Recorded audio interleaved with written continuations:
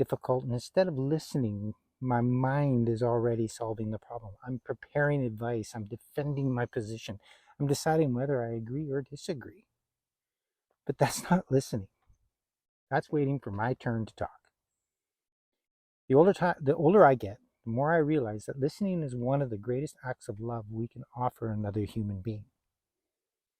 Not fixing them, not rescuing them, not convincing them, just listening. Real listening requires humility because it assumes I don't already know everything.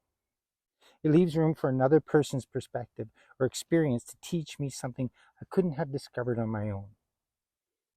I found this to be true in every part of life. As a father, my daughters didn't always need answers. Sometimes they simply needed to know that they've been heard.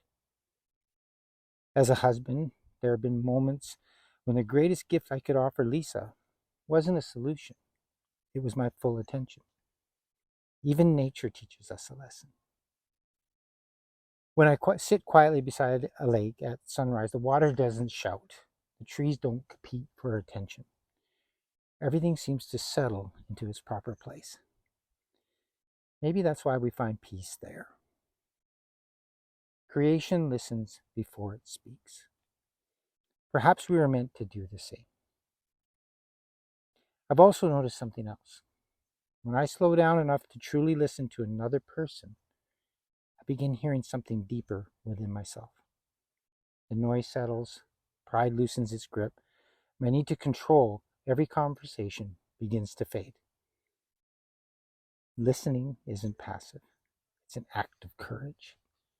It says, for this moment, your story matters more than my opinion. Imagine what our homes would feel like if we all just listened a little longer. Imagine what our communities would become if understanding mattered more than winning. Maybe changing the world doesn't begin with saying something profound. Maybe it begins by becoming the kind of person who makes others feel heard. Today, before you offer your opinion, before you interrupt, before you rush to fix, pause. Listen deeply. Someone's heart may be speaking more loudly than their words. Stay devoted, my friends. Devoted Dad.